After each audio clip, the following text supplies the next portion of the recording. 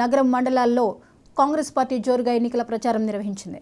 Congress party assembly అభ్యర్థి మోపిదేవి శ్రీనివాసరావు నగరం మండలంలో భారీ కార్లతో ర్యాలీ నిర్వహించారు. గతంలో ఈ రాష్ట్రానికి కాంగ్రెస్ చేసిన అభివృద్ధిని చెబుతూ ముందుకు వెళ్లారు. ఎలాంటిపాలెం గ్రామంలో సభ నిర్వహించారు. కాంగ్రెస్ అధికారంలోకి వస్తే ఈ రాష్ట్రం బాగుపడుతుందని, పేదలకు న్యాయం జరుగుతుందని చెప్పారు.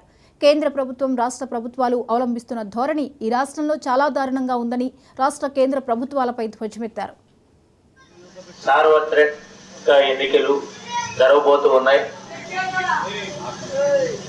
ఈ రాష్ట్రంలో అధికార దుర్వినియోగంతో అధికార పార్టీ, తెలుగుదేశం పార్టీ, అధికార ప్రతిపక్ష పార్టీ అయిన తెలుగుదేశం పార్టీ పేదవాళ్ళకి మధ్యలో జరిగే పోరాటం ఇది. ఇవాళ రాజకీయాలు మనం చూస్తున్నాం, అంతా కాస్ట్లీ అయిపోయింది. పేదవాడు మాత్రం ఎక్కడ వాడు అక్కడే ఉన్నాడు. అధికారంలో గెలిచిన ప్రతి నాయకుడు రేపల నుంచి కోట్లకు పడగెత్తారు. పేదవాడుగానే ఉన్నాడు.